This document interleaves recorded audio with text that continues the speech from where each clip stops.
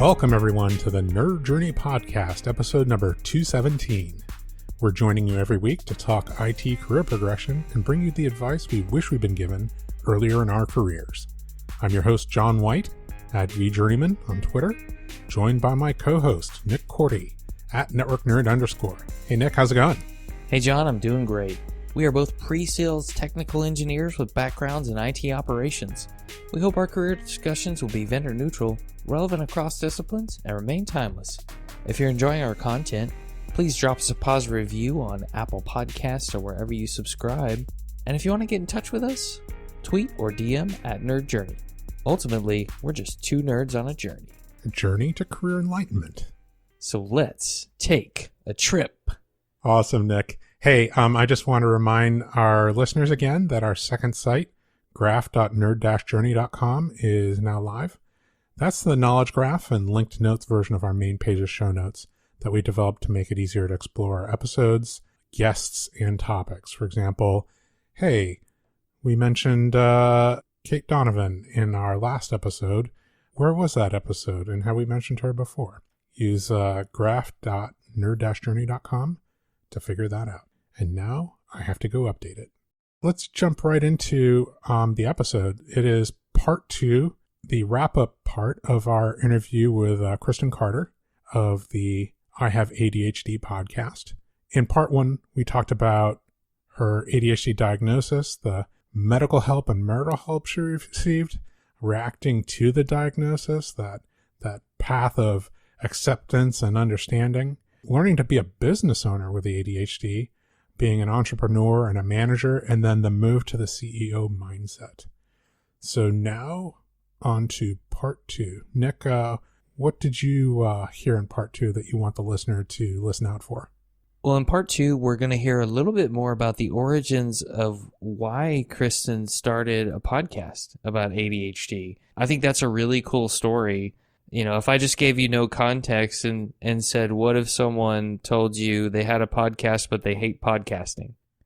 That's something that you want to listen for the context and story behind, because it's really interesting. And by the way, if you haven't listened to any episodes of the I Have ADHD podcast, it's excellent.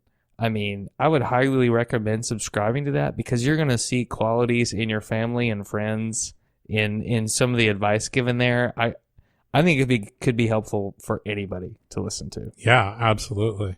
Yeah, I wholeheartedly agreed with that. That got added to my podcast feed for sure.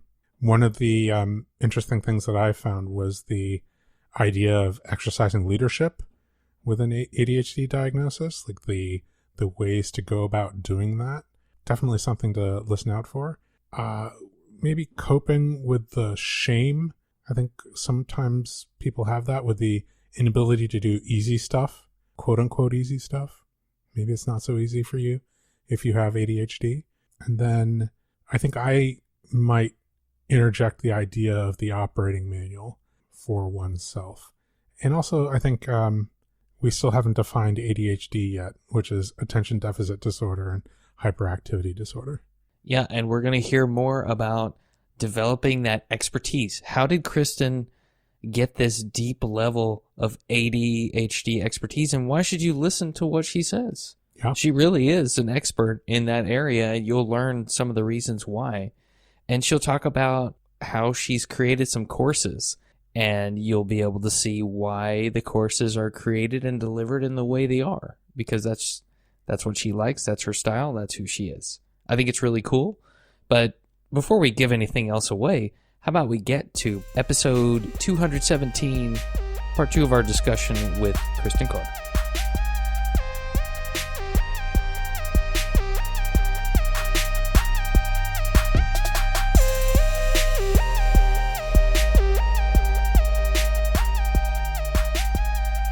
I found that transition to CEO really interesting, Kristen.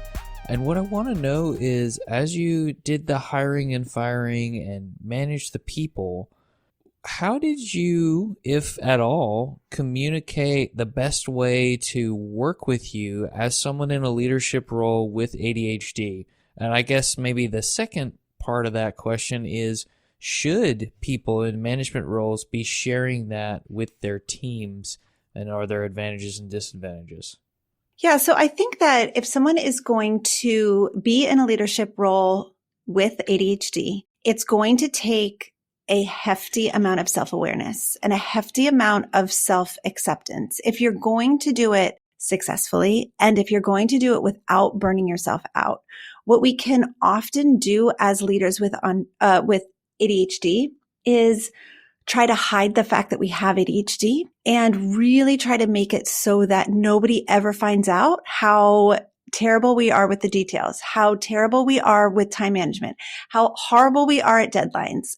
And so what can often happen is a massive amount of kind of like shame and guilt creeping in with who we really are. And so one of the ways that I combat that and that I encourage my clients to combat that is to make peace with who you are, which is really the work of our lives. So it's not like, oh, just make peace with who you are. It's like no big deal. But really understanding what your strengths are and what your weaknesses are. Because if you can understand, I'm in this leadership role for a reason. I created this company for a reason, or I'm in a management position for a reason. And the reason probably isn't the fact that like I'm amazing at managing my time. It's probably because I'm really creative.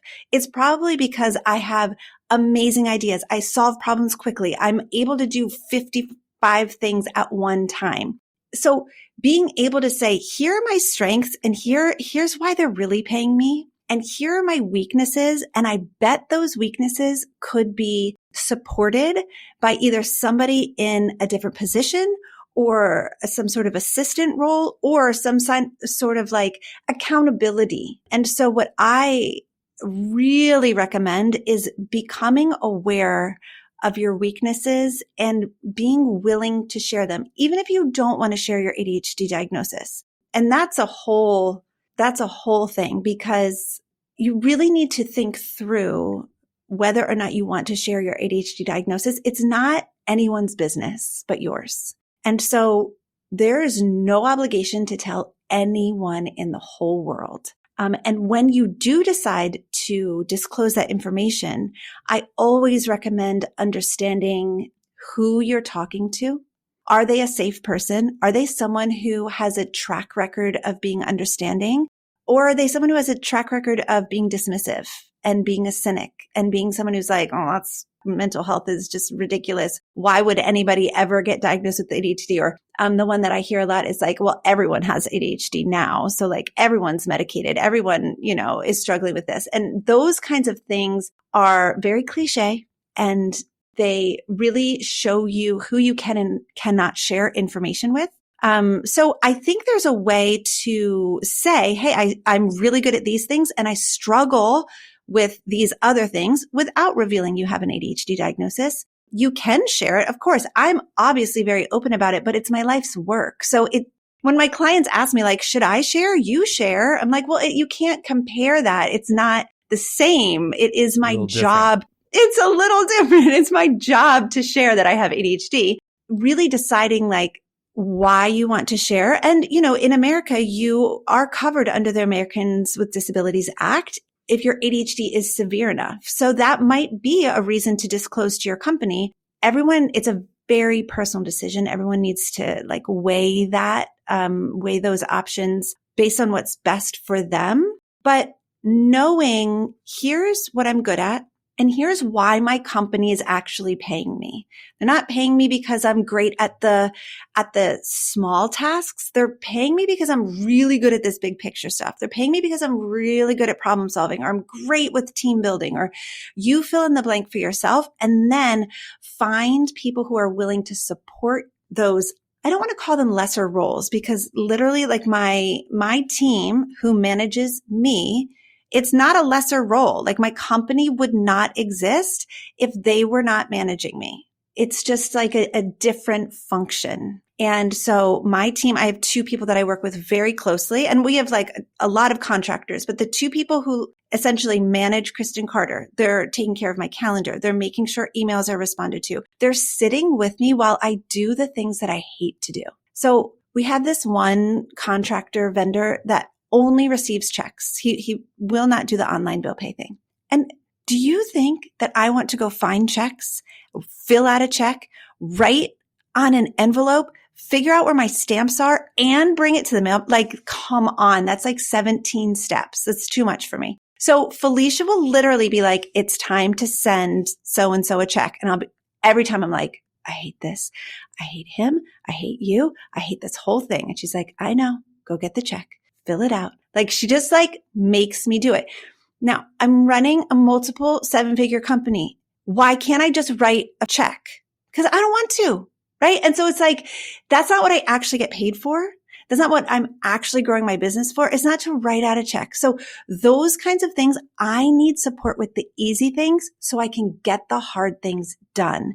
And every ADHD leader is going to resonate with that. They're able to do complex things that everyone looks at them and they're like, how are you able to do that? But they can't get their dishes done, or they can't write a check, or they can't remember to show up to that meeting on time. And so they're going to need support with the little details.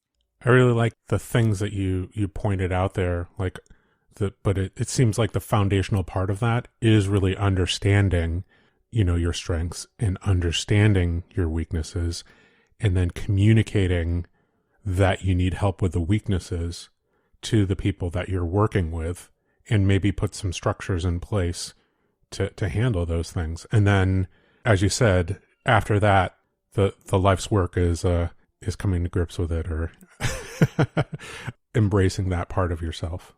Which I think can be so difficult because we've been shamed since we were toddlers for the fact that we can't do the easy stuff. Why can't you just remember where your school bag is? Why can't you just remember to turn in that form? How come you just can't transition from video games to going and doing your homework?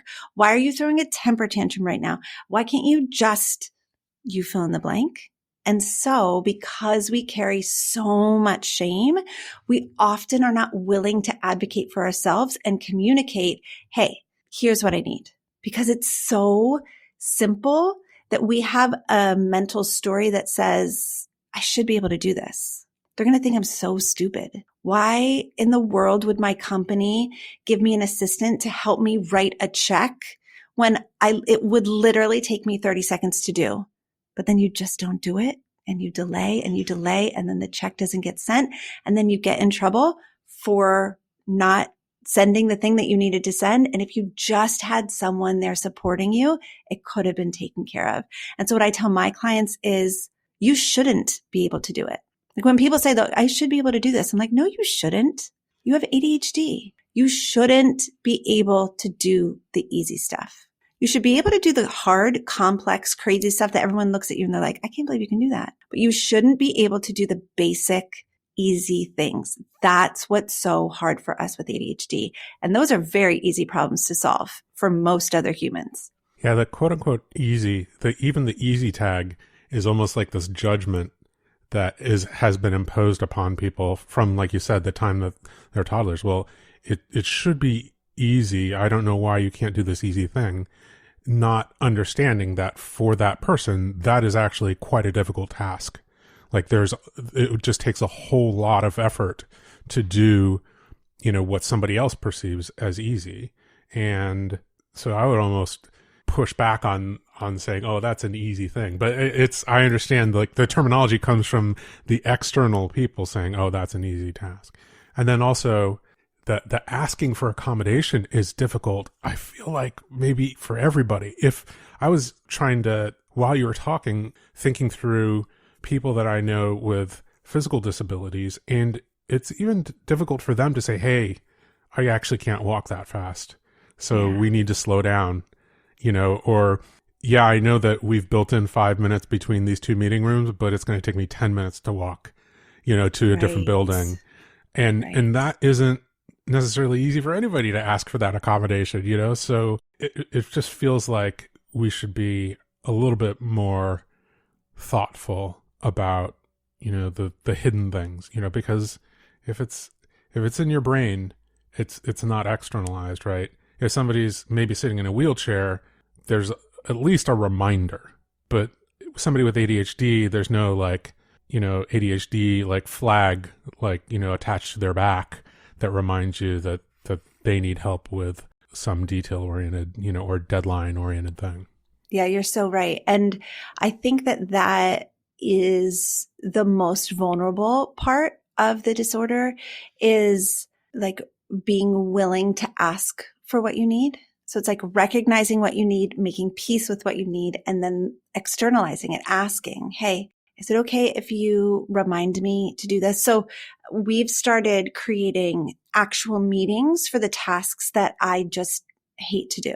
And so my team just gathers and they just sit there and I just do the thing and they're there with me. And they'll do their own work, but I can see them working. It's called body doubling. I can see them. I'm like reminded that I'm supposed to be on task. I have the support of them there with me, and I'm doing like really easy stuff. I do hard stuff by myself.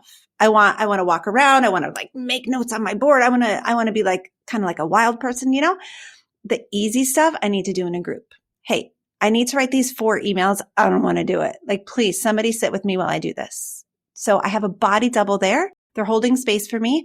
Of course, I'm only hiring like the most amazing, accepting, lovely people.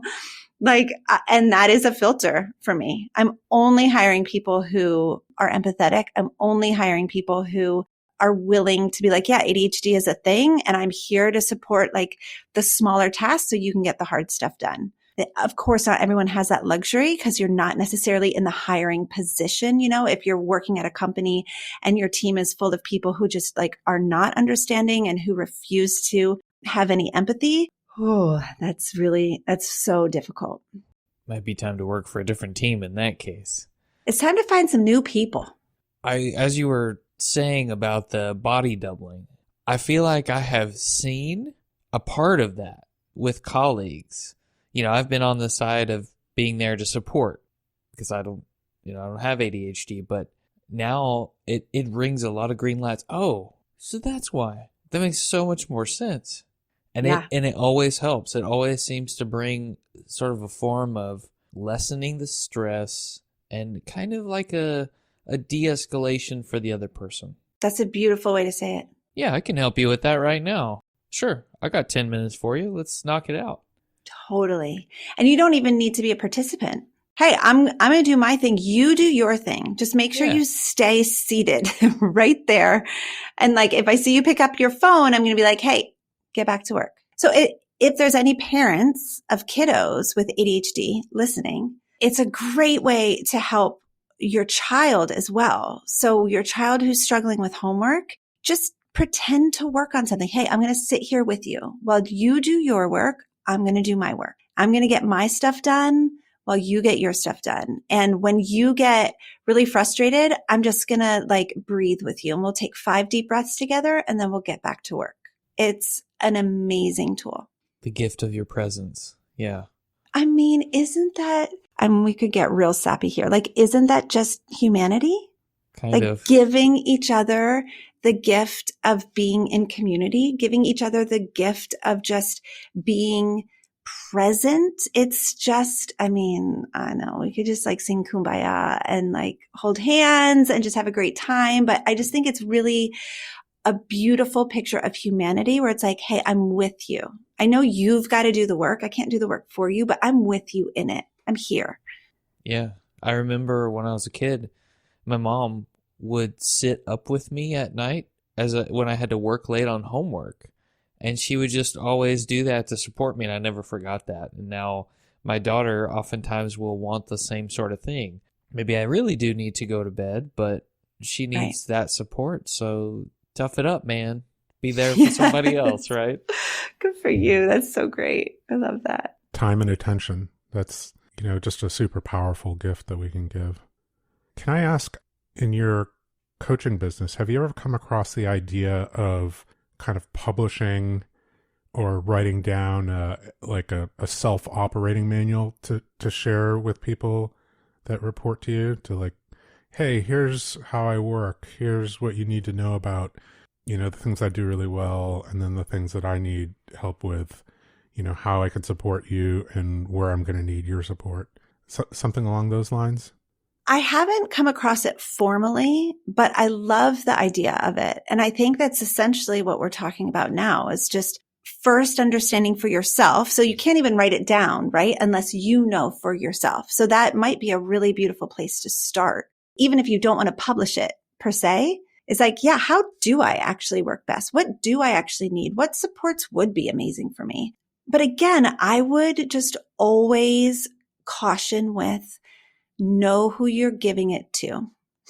Know in advance, because there's two kinds of people in the world. There are safe people and there are unsafe people. And a safe person is going to receive that and say, this is amazing. Thank you so much. I really appreciate knowing more about you. And to the best of my ability, I'm going to refer to the manual and see how I can make sure that we're working in a compatible way. And an unsafe person is going to say, this is the weirdest thing I've ever seen. What do you think you can just give me instructions for you? That's super weird. Thanks, but no thanks. And so knowing your audience is just always the key, because unfortunately we can't control how other people are going to respond. If we could, I would be all in. Let's just control all the humans, because that would be great. But I think I first heard of the idea from Jim Hogan, who is over at Google and has a principal title and is on the spectrum. And he is, I think, also has a VP of accessibility and technology title. And I think it was in an external talk or maybe an internal talk where he just talked about, hey, when you're dealing with me, this is the way that I prefer to get meetings scheduled is, chat first, check and see if I'm actually open at that time. And if I am, then schedule it. Right. Or versus, no, anytime, I keep my calendar up to date and you can just go ahead and put, a meeting on my schedule. Or, hey, I don't actually read my email except 2 hours a day. So don't send me emergency emails, send me emergency texts. I think what you were saying, it's not hey, this is, an insight into my brain or anything like that. It's just kind of a simple, this is the best way to communicate with me. And this is the best way, the things that I'm going to do, that maybe we watch out for. I can certainly see that some of the latter of those things, hey, I have a tendency to do this and I have a tendency to do this. That is maybe a little bit more revealing and, you're really exposing some vulnerability there. And maybe that there is some thought that goes into that. Maybe you're experiencing this right now, but one of the things that I know about myself is that I tend to go on. And it's difficult for me to condense my stories, right? So if I had people that I was managing, I probably would say something like, I might drone on and on about something, and you can feel free to say, hey, I get it. Interrupt me and say, hey, I get it. I think that you brought something to mind that I think is a really good point is I think that it also depends, or it might be easier to, if you are in the position of leadership, to hand it to people that you're kind of overseeing. I think that's an awesome idea. I was picturing it being handed to colleagues on the same, which could also work.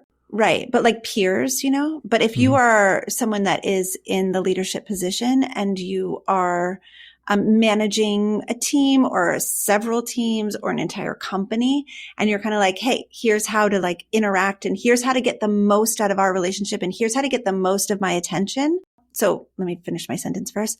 I think it's great. And it also sets up a culture for expressing those needs and boundaries right away, which I also think is amazing. Having your teams do it. Hey, each of you write this kind of half pager on the most important things to communicate to your colleagues so that you can work in the best way. I think that makes a lot of sense. So yeah, that does kind of change my perspective when I think of it from a leadership, a person in leadership kind of giving it out to his or her teams. I think part of what, our jobs are, just to personalize it a little bit is, as sales engineers, sometimes we bring in specialists to work on a problem for us, that we have with our customer. And a lot of times that specialist will have requirements.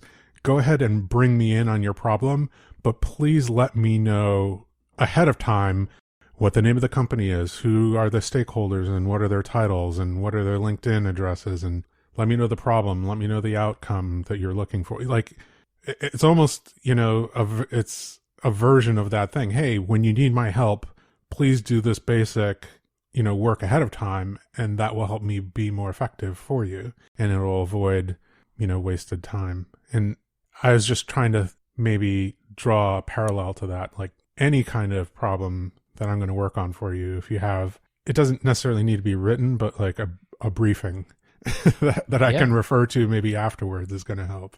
It's a preferred engagement model that Yes. fits your operating manuals and procedures that apply to the self. I like it. While we're on this topic, we talked about community, Kristen. Are you seeing in your coaching business any specific trends within the technology industry related to ADHD that you might be able to share? I know a lot of our listeners are involved in tech in some way. I was just curious. If you don't have anything, that's okay too. I feel so unqualified to answer this question. Have not been nervous for the whole hour and a half that we've been chatting. And this question makes my heart pound because I don't really see trends other than I have a lot of clients who are in tech and what I see from them. So I see trends differently. I see like human behavioral trends, and what I see from my clients who are in tech are brilliant minds who are able to hyper focus in an amazing way. So hyper focus is the ability to just sit and be extremely persistent with one task to the point where you're not eating, you're not sleeping, you're not using the restroom, you're not taking care of your basic needs, but just like so hyper focused on the thing, solving the problem, writing the code, whatever the case may be. And where I see some interesting components or people getting put on like performance improvement plans, that kind of thing, there's a lot of perfectionism, wanting to make it perfect, wanting to do it perfectly, kind of spiraling when it's not perfect. There's a lot of overwhelm. So, really thriving in the hyper focus, but then also being really overwhelmed by it. So it's like a double-edged sword. And then of course, like meeting any kind of deadline can be very, very difficult. Our brains are amazing. The ADHD brain is just an amazing thing. However, sometimes it just does not cooperate. And so when you have a deadline looming and your brain is just like not present, it can be really, really, really stressful. So those are the things that I see from my ADHD clients who are in tech. It would almost take like a research study, right? To say like what of the people who are receiving treatment, like what industries are they working in? That's like really, that would need like thousands of people. I know. Wouldn't that be awesome? And even then you're biasing towards people who have thought to get a diagnosis, right? Because I'm sure there's tons of people that are undiagnosed out there. It does make sense that people who need help get diagnosed, realize that it's not pure medication that is going to solve all their problems. It gets past a certain point, but then you need, maybe that next step of behavioral coaching. That's a huge filter. That's pretty amazing that there are people out there who have the self-awareness and have gotten to the point where they're willing to seek that. I'm just kudos to everybody who is out there who gets past all those hurdles. So many hurdles. Yeah, I love that you brought that to light because I think that is so true.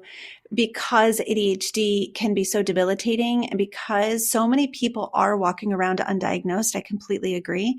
When anybody ever says like, oh, ADHD is so overdiagnosed, I am like, that is the most uninformed position you could ever have because actually there are so many people who are undiagnosed who just think that they are lazy, who just think that they are a bad person who can't manage their time or that they must be really selfish because they can't ever show up somewhere on time, who just think that they're really bad with money, who just think that like they make bad decisions.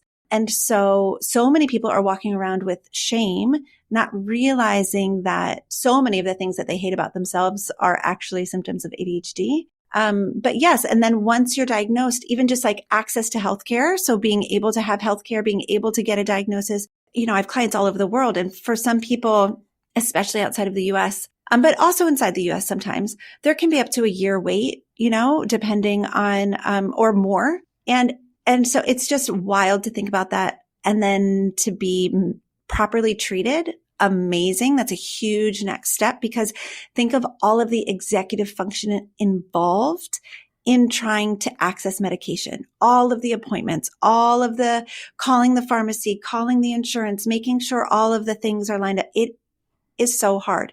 I have 2 kids who are on ADHD medication. So that's 3 of us in my family that I oversee all of that for. And it is so annoying. They make it really, really hard for people with ADHD to get the medication that they need. And then you're right. The next step of like, okay, maybe I'll see a therapist. Maybe I'll hire a coach. Maybe I'll go to that next level of like some sort of cognitive behavioral therapy or trauma-informed therapy or mindset coaching to even improve even more. It's so admirable to see people taking advantage of all of those things. You mentioned coaching.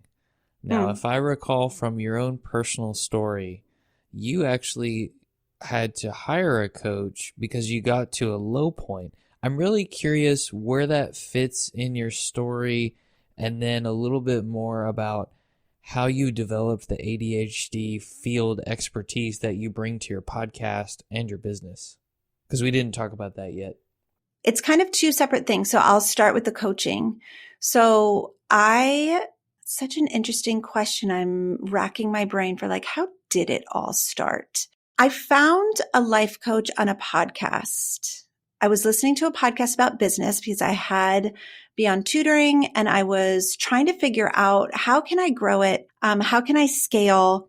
I need to learn more. And so I was listening to all kinds of podcasts, and there just happened to be a life coach on a podcast. And she said something that changed my life. So I heard her say, B- work can change the world, but work that never gets done doesn't help anybody. I went straight to her podcast and I started hearing other things like, you can make more money than you're making. Nobody really tells you that. I was like, oh, I can. She said, your thoughts impact the way that you feel. That's just basic psychology 101, but I didn't know it. I was 37-year-old woman, like trying to live her life, not knowing that the way that I think actually impacts the way that I feel. So that was news to me. And she just gave like the very basic coaching tools. And I joined her program pretty soon after. And that was so helpful. It was so helpful. It was that extra push that I needed. I was medically treated for ADHD.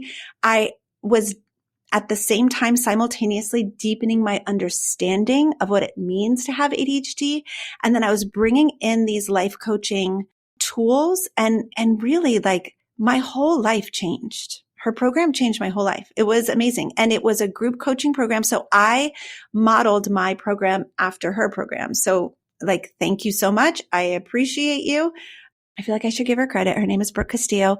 I no longer align with her values or ethically. So that's why I don't always say who it is, because I'm no longer really values aligned with her. But at the time, it was a perfect match and it was exactly what I needed. And so her program, Self-Coaching Scholars, was fantastic. And I modeled the Focus program right after it. Thank you, Brooke Castillo. She's a pioneer in the life coaching field. I got certified as a life coach, started the coaching program, and I brought in all of my knowledge of ADHD and the coaching tools. And really, it's just explosive what the ADHD brain can do once there's more understanding of who you are and why you're acting the way you're acting, right? So that's the ADHD understanding. And then how does the human brain work, and how can you kind of hack it in order to get yourself to do the things that you don't want to do? So I'm going to come back to that, but I want to share like my ADHD expertise journey. So that started when I was supporting students. I had this tutoring business. I was working with students who struggled in school, and so many of them had ADHD. And I knew I had ADHD, but other than being medically treated here and there for it, I didn't know much about it. And so I started researching how to help people with ADHD for my students. Ironically, it's so adorable. So I started researching for them. And as I was researching, I was like, wait, what? Like, this time blindness is an aspect of ADHD. The fact that I can't remember like anything that I need to remember in the moment is an aspect of ADHD. The fact that I'm emotionally explosive with my kids or with my husband is an aspect of ADHD. How did I not know this? And so I just ferociously began devouring all kinds of ADHD material. Dr. Russell Barkley's work is, he's really the ADHD giant that so many of us have learned from. Dr. Ned Hallowell, Dr. Ari Tuckman, Sari Solden, like all of these people who have done so much research and writing for the ADHD brain. What I now realize is one of my superpowers is reading it, because I am a total nerd and I just love to soak it all up, but then synthesizing it for my podcast audience and my clients. And I didn't know that was a superpower of mine until I started doing it. It came very naturally. So I could read the whole book and then I could just be like, oh, nobody cares about this part over here, but here's what the ADHDer really, really cares about. And so I just started synthesizing everything, and that part's really fun. Well, I want to interrupt because I feel like you and John share a superpower. He is so good at synthesizing information. Sometimes I'll make a comment and he'll say something and I'll be like, well, you just said it 15 times better, John. Yeah. He's excellent at that. Well done, John. I think part of that is, listening and echoing back, right? Because if you have like an active listening skill, and you are focused on what the person is saying, maybe even hyper-focused, then you're paying attention to context and then what the person is going through in the moment.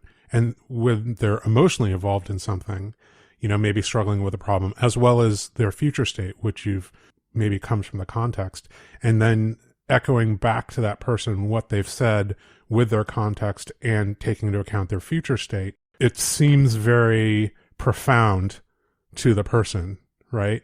But I don't know, maybe it is actually a difficult thing to do, but it's one of those things that I've just said, oh no, it's actually easy if you're outside of it, but maybe I should give myself a little bit more credit than that. I think you should. I definitely think you should, because, and again, this goes back to like the things that are complex actually come very easily for us. Things that are more simple can be really, really difficult. And so knowing like these complex things, not everyone can do that. So to take like a book and read the parts of the book and then know my audience well enough to be able to be like, they care about this, this, and this, but they don't care about the other stuff, I have found to be really, really helpful. And with my clients too. And so now what I'm able to do is with all of the books and learning and conversations that I've even been able to have with these ADHD like giants is I can formulate a class. Like right now we're studying money. Like how in the world can we manage our money as someone with ADHD?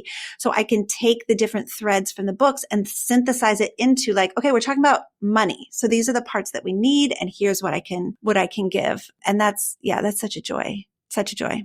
That's so funny because I just really feel like there's incredible parallels to, you and your audience and us and our audience, because we've been doing the exact same thing, focused on, a very different group of people, right? These people who are working in technology, but also trying to tell them, hey, you could be making more money. Yes, you could be doing like bigger things. So good. Don't put blinders and limitations on yourself. Here's some books that we've read, and here's the digested parts of what we took away from these books. Go ahead and read the whole book, but here's like the kind of highlights that we think are important to kind of push you along. It's just so interesting to know that that's a niche that needs to be filled kind of across the spectrum. And I'm fascinated to hear about your journey in creating these classes, because maybe that's something that that, Nick and I need to do as well, is to kind of put some real time and effort into creating a curriculum and a class that, people can actually work through. Maybe we'll give it away. Maybe not. But, I would love to hear about that journey, though. Absolutely. So it's interesting because it relates back to self-awareness and knowing myself. I am not ever going to record something in advance for my students to digest at a later time. I'm always going to record it in real time because I want the community on the call. I want to have 85 people on the call chit-chatting in the chat so I can go back and forth to the chat and enjoy the adrenaline rush of everyone there. And so I host all of my calls webinar style, and I come prepared with some bullet points and topics, but it's very conversational, and I'm always recording in real time. So people who create courses, I don't understand. My courses are created I will teach. So for example, we're studying money the whole month in Focused, and I'm doing 4 strategy classes. And that's what I consider the teaching classes. And then 4 coaching calls on money, and then 4 body double budgeting sessions. All of that is going to be recorded and stored in a money course section that anybody who comes in after can enjoy. But I know that I'm not going to develop a curriculum and record it in front of just my camera. I'm not that girl. I'm going to do it it's going to be a party. We're going to all be together. Come on in. It is so fun. And what's fun about that is everybody can ask questions in the moment, and I can read people's responses. And so it helps everyone to feel so much less alone when I say, hey, when you go to open up your bank account, what thoughts come into your brain? And people are typing in the chat, I suck at money. I'm so irresponsible. I'm never going to get this right. And I'm just reading what people say. And then it just brings the whole group together because they're able to be oh my gosh, I'm not alone. Oh my gosh, there's other professional adults out there who are also experiencing the same massive amounts of shame or self-judgment or whatever the case may be. And so that community part is really, really fun.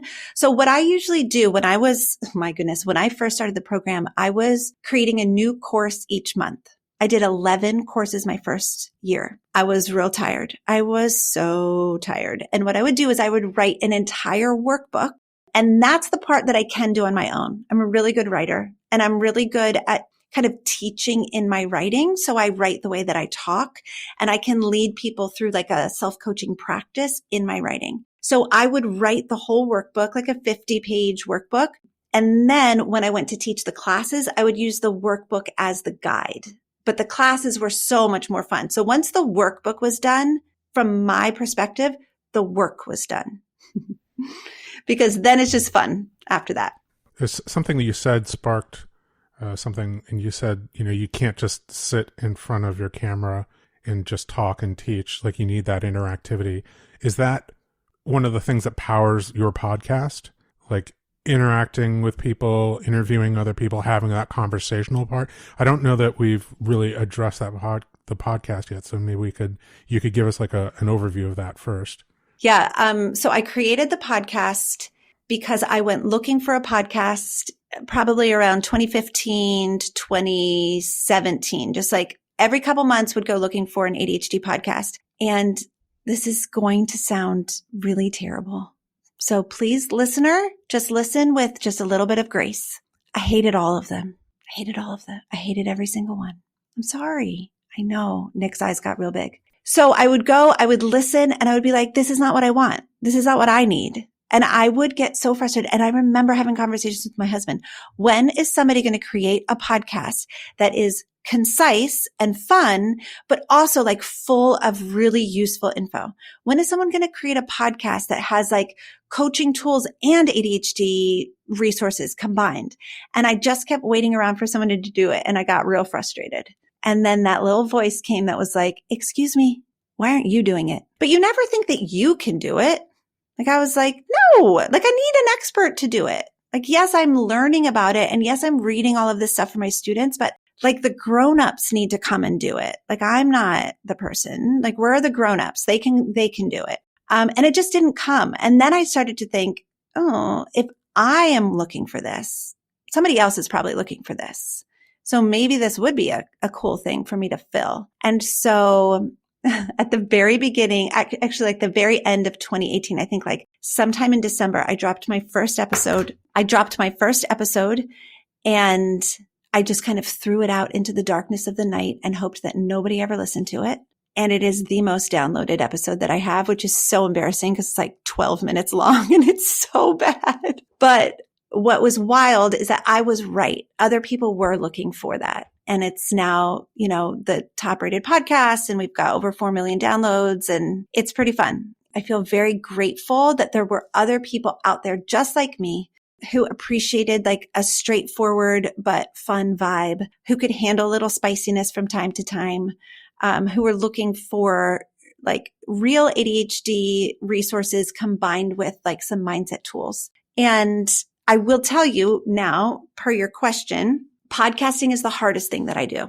To sit and record for my audience in the privacy of my own office with only me and GarageBand hanging out is not fun for me.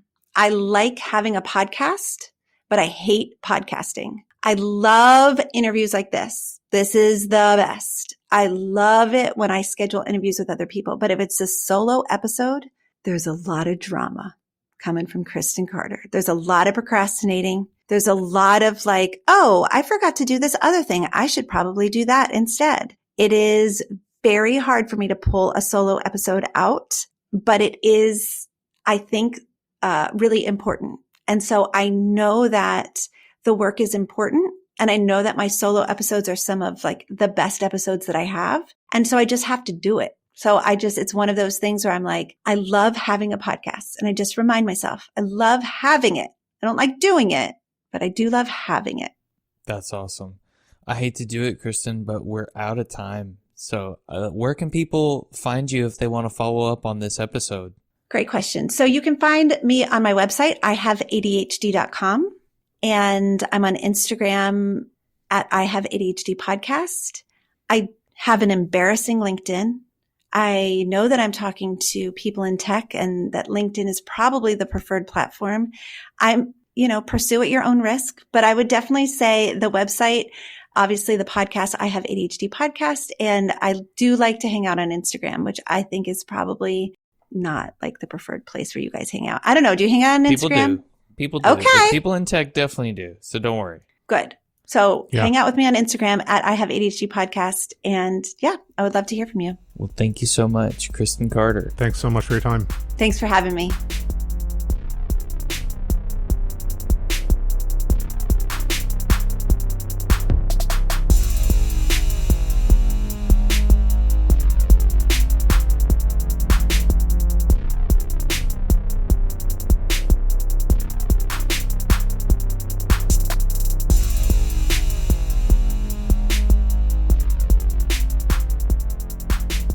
What an amazing conversation, Nick. I think, just to rewind a little bit, that opening discussion, or at least towards the beginning, where Kristen was talking about leaders being open about a diagnosis with the team that they're leading and how vulnerable that can be in just saying what the diagnosis is, and maybe it's not for everybody. I think that really resonated with me. I was open with my peers at my position at Google Cloud about my ADHD diagnosis. I think it's common enough. And in fact, sometimes it's like not even necessarily clear that you are saying that you have an official diagnosis. It's almost this like shorthand is like, that's just my ADHD, and without having like an official diagnosis and necessarily having that diagnosis. So, but, in the right context, being open about it, I think that can be tough to do. And just asking even for the stuff that you need, hey, this is the way I work best. Can you accommodate me? And I think that is why, and the reason that it triggered my question about the operating manual, which is something that I had heard of, again, at Google Cloud, and I actually wrote one. I wrote one for myself. I haven't shared it with my team yet. Maybe you can stay tuned for how that goes when I do share it. Another thing that like kind of made me think about parallels between Kristen and our situation is the parallel of building a prescriptive set of steps for improvement. You know, her building that expertise and then building a curriculum and classes. I feel like you and I are kind of ramping towards that, having like that official, like, here's our nerd journey recommendations for stuff to do and the order to do it in, you know, kind of in a prescriptive manner. Not that I think, would charge money for that, but just having all that documented, probably at graph.nerd-journey.com. I feel like you just gave us homework. That's what I feel like, man. No, it's cool. It sounded like a great idea. I actually had an interesting thought I had a thought. I don't know if it's interesting. We'll see. Had a thought while you were talking. The other side of those points, being open about the diagnosis, asking for what you need, it reminded me of what Kristen said about safe and unsafe people who could receive this diagnosis news or these asks, right? I think that could tell you a lot about your professional brand. Oh, yeah, sure. Am I a safe enough person for that someone might share that with me? Or am I, some kind of jerkbag who is just really insensitive to that sort of thing? Right. And obviously there are in-between states. I don't just want to act like... No, just the two extremes. Right, you heard it here, just the two. Like you're either one or the other. You're one or the other. It's no fence line. I like what she said about that's not what I get paid for. It goes back to what Don Jones said about knowing the problem you solve. Right. It sounds very similar, but do you know what the core things are that you get paid for? Those things where you want to be prolific in your skill set, in your role. The money makers, if you will. That's such a good point. Yeah, totally agree with that. I don't know that we could all answer that question. As I'm saying it, I'm wondering, can I answer that for myself? I don't maybe. I need to think about it. Yeah, sales engineering. It's tearing down technical barriers. What I also heard in that discussion with Kristen was a moment of ignition, that motivation to do something even though it might be hard. After she heard the life coach on the business podcast, and then it was so helpful to her, she took the coaching course and decided she wanted to be a coach. Absolutely. The idea of ignition from Dan Coyle's The Talent Code. That's right. That we've brought up several times. I'm doing work for myself now. I need to create another link in graph.nerd-journey.com. I can completely get on board with Kristen's desire to want to deliver classes live versus having them pre-recorded. There's something different about it. There's something really cool. There's no do-over. Right. The curse of the pre-recorded content is that you can always re-record it up until the time it has to be handed over to somebody. That Absolutely. is like the perfectionist's nightmare. Put me up there. Don't give me a second shot and let it be what it is. Yeah, I totally understand what you mean by that. It made me think that, the stuff that we do and want to redo, it needs to be repeated enough ahead of time that it's so well rehearsed that you don't need a second shot, right? That we could do it live, right? We'll do it live. Do it live. I don't know that we're there yet, but we're trying to get there. Yeah, we're getting there. Other than that, anything else spark your interest to bring up before we get out of here? I think the only thing I'm interested in is people subscribing, John. Subscribing, reviewing, ringing that bell, sharing it with a friend, and everybody else they know. No, seriously, everybody. We want to know if we're being helpful, and we're always looking for interesting questions to ponder. We're collectively on Twitter at Nerd Journey. All right. Farewell, listeners, and tune in next time as the journey continues. I'm John White at VJourneyman, for Nick Cordy at NetworkNerd_, signing off. Adios.